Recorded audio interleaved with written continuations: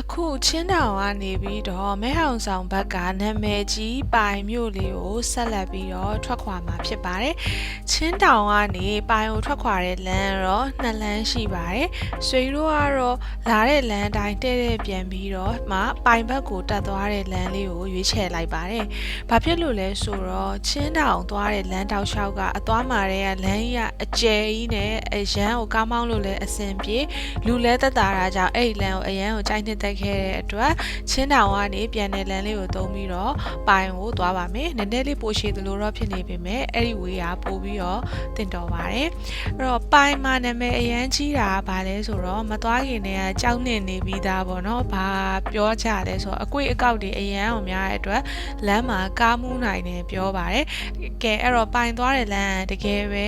ကွေ့ကောက်တွေများပြီးမူးဝေမောပန်းစရာကောင်းလားဆိုတာကိုအတူတူပဲကြည့်လိုက်ကြရအောင်။ဒါကတော့ပိုင်ဘက်ကိုစပြီးတော့နင်းနေပြီပေါ့နော်မဲဟောင်ဆောင်ဘက်ကိုစပြီးတော့ရောက်နေတဲ့အချိန်မှာဒီလိုမျိုးရေမြေတဘာဝလေးကိုတွေ့ရမယ်အဲ့တော့အကွေ့အကောက်ကများလားဆိုတော့ဒီပုံတွေကလူပဲနည်းနည်းသွားတယ်နည်းနည်းလေးကွေ့သွားတယ်နည်းနည်းလေးပြန်သွားတယ်ပေါ့နော်တအားကွေ့နေတာမျိုးဟိုတကယ်ကို roller coaster စီးရတယ်လို့မျိုးအချမ်းပရက်တွေကွေ့နေရတာမျိုးတော့မဟုတ်ဘူးပေါ့ရောက်ဖို့တနားလောက်ပဲလို့တော့ရယ်လမ်းမှာခဏနားတာနားမှာ review ကောင်းတဲ့ဆိုင်လေးရှိအစားကြည့်ဒီနားမှာဆိုရင် My Man Cafe လို့ခေါ်တဲ့စားတောက်ဆိုင်လေးက breakfast အတွက် recommendation တွေအများကြီးရထားတယ် 5 star review တွေလည်း Google မှာရထားတဲ့အတွက်ကြောင့်သွားစားကြည့်ပါတယ်ဒီဆိုင်လေးမှာ coffee ခောက်ဆွိုင်ထမင်းကြော်တွေပါတယ်လည်းရတယ်ထမင်းကြော်တွေပါတယ်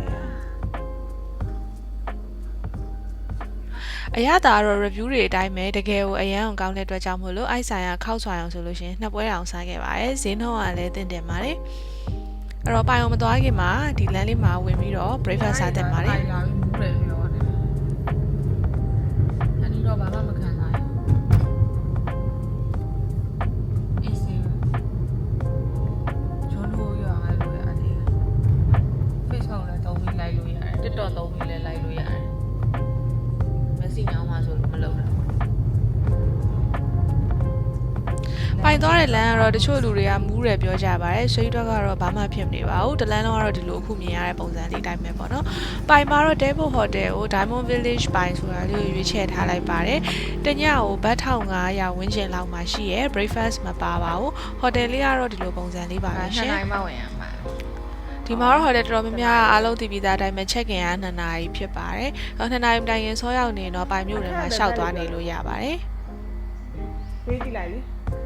ဒီမှာရှိတဲ့ hotel ပုံစံလေးတွေကကျတော့ဘန်ဂလိုတိုက်လေးပေါ့နော်မြန်မာပြည်မှာဆိုလို့ရှိရင် beach တွေမှာရှိတဲ့ဘန်ဂလိုတိုက်ပုံစံမျိုးလေးတွေပါအဲ့တော့ဆွေတို့ရတဲ့အိမ်လေးကတော့ဟိုးအောက်ဆုံးက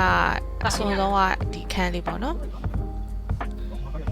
အခုတော့အခန်းထဲမှာအထုပ်တွေချပြီးတော့ Chinese Village ဆိုတဲ့ရွာလေးရယ်ပြီးတဲ့ခါကျတော့ sunset ကြည့်ဖို့အတွက်ရယ်ကိုသွားပြီးတော့နေရာဥပါမယ်အဲ့တော့နေရာကတော့ကျိုးဥရတယ်လို့ပြောတယ် foreigner တွေကအများကြီးပဲသူတို့က sunset ကြည့်ဖို့ထိုင်ပြီးတော့နေရာလောက်ဥနေကြအဲ့ဒီနေရာဥကိုသွားပါမယ်အဲ့တော့အခန်းအတွင်းပိုင်းလေးပါသူကအခန်းထဲမှာ3ယောက် AC နေလို့ရတယ်အကျယ်ကြီးပဲပုံစံဒါမျိုးလေးပေါ့နော်အဲ့တော့အခန်းလေးတော့မဆို breakfast လေးမပါတာတခုပဲပေါ့နော်အထဲမှာရေဘူးရေအေးလည်းပါတယ် Google review တွေမှာသူစီကရေဘူးကမပူဘူးဆိုပြီးတော့ပြောကြလို့ပေါ့နော်ဒါမှလည်းမပူလဲဘာဖြစ်လဲဆိုပြီးတော့ book လိုက်တယ် book လိုက်ပြီးတော့အခုစမ်းကြည့်တဲ့အခါမှာရေလဲပူပါတယ်အဲ့တော့ review တိုင်းကအရန်ဟိုရုံရတာတော့မဟုတ်ဘူးပေါ့နော် hotel လေးကတော့လည်းသူမဆိုးပါဘူးအဲ့တော့အခုဆွေတို့ပထမဦးဆုံးအနေနဲ့ပိုင်မြို့တွေကိုခြေဆက်မယ်ဘယ်ဥစားသွားမလဲဆိုတော့ Sandichuan Village တရုတ်ရွာလေးသွားနေတာဖြစ်ပါတယ် hotel နဲ့ဆို5 minute drive ပဲရှိပါတယ်ဒီမြို့ထဲမှာကျတော့တနေရာနဲ့အဲ့မှာလူရှင်းတယ်နော်5 minute drive 10 minute drive လောက်ပဲသွားရတာပေါ့နော်အဲ့တော့တနေရာနဲ့တနေရာနီးတယ်စိုက်ကယ်ရင်းနဲ့သွားကြတာများတယ်များသောအားဖြင့် Western ဘက်ကtraveler visitor တွေကိုတွေ့ရမယ်အခုဆိုရုပ်ထမအောင်ဆုံးဝင်လိုက်တဲ့ village ကတော့တရုတ်ရွာအသေးလေးပေါ့နော်ဒီမှာတရုတ်အိမ်ပုံစံလေးလုံးပြထားတယ်တရုတ်ရွာပစ္စည်းလေးရှောင်းနေလူရှင်းပါတယ်အေးစေးတဲ့ပုံစံမျိုးရပါတယ်တအားကြီးအရေးရမယ်ရွာလေးဆိုတော့ရိတ်များရမှာဆိုပြီးတော့ထင်ထားပြီးရိတ်တော်ရမယ်ဒါ မဲ့လူသားတွေငားပြီးလည်းဝင်လို့ရဝယ်ရပါတယ်ဟဲ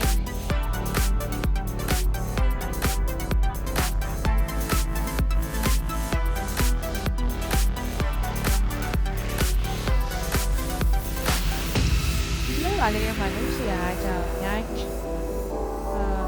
တက်ပုံကဒါပါပဲဒီလိုရိုက်ဖို့မကျေနပ်ရင်ပုံစံ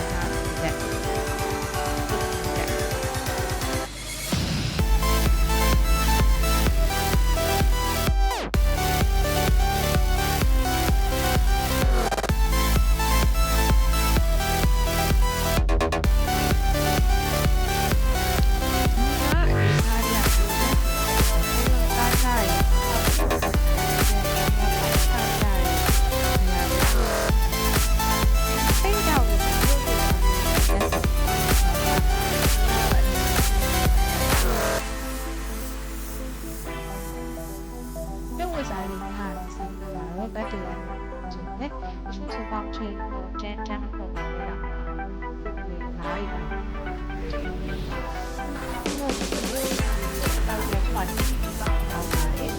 ဆက်လုံးကဇိုင်းပုံ300 400 500 600 600ချစ်အဲ့လောက်ရှိတယ်။တေးရုံးက16ခုရောက်တယ်။ဝေးနေရတယ်ပေါ့နော်။တစ်ဖက်ကြောင့်ဆိုရင်ဒီချိန်ကိုရပါတယ်။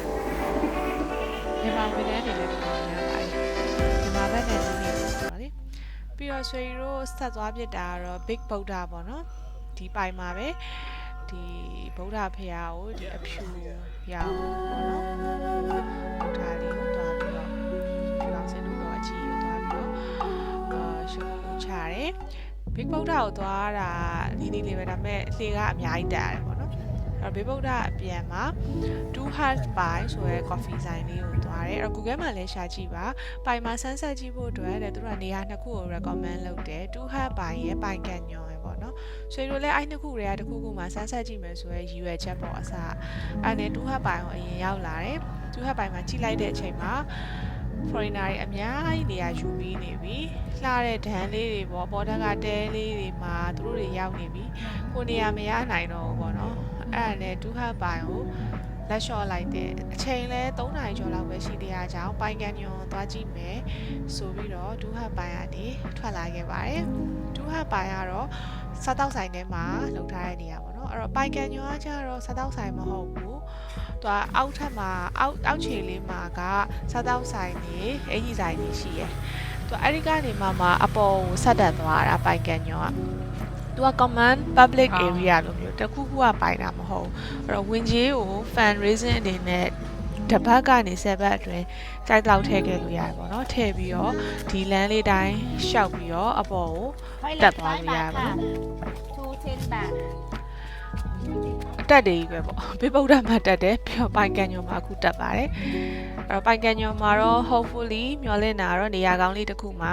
AC လေးဆန်းဆက်ကိုကြည့်ဖို့မျှော်လင့်ပြီးတော့တက်ခဲ့ပါတယ်ဒါပေမဲ့ပိုင်ကန်ညွန်မှာလည်းနေရာမရပါဘူး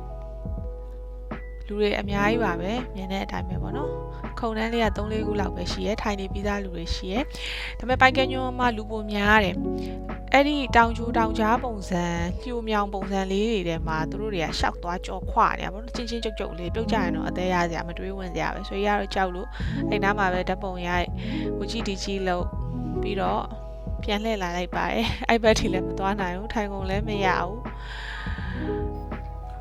ပိုင်ကန်ညွန်တက်တဲ့လမ်းတောလန်းလိုဘက်ကနေလည်းတက်လို့ရတယ်သူတို့ဖောက်ထားတဲ့လမ်းလည်းတက်လို့ရပါတယ်ဆွေတို့နောက်ဆုံးမှာတော့တကယ်ဆန်းဆက်ကြည့်လို့ကောင်းတဲ့နေရာလေးတစ်ခုကိုရှာတွေ့ခဲ့ပါတယ်အဲ့ဒါကတော့ရွန်းလဲပိုင်လို့ခေါ်ပါတယ်အဲ့ဒီအကြောင်းလေးကိုနောက်ဗီဒီယိုလေးမှာဆက်ကြည့်ပေးပါအောင်နော်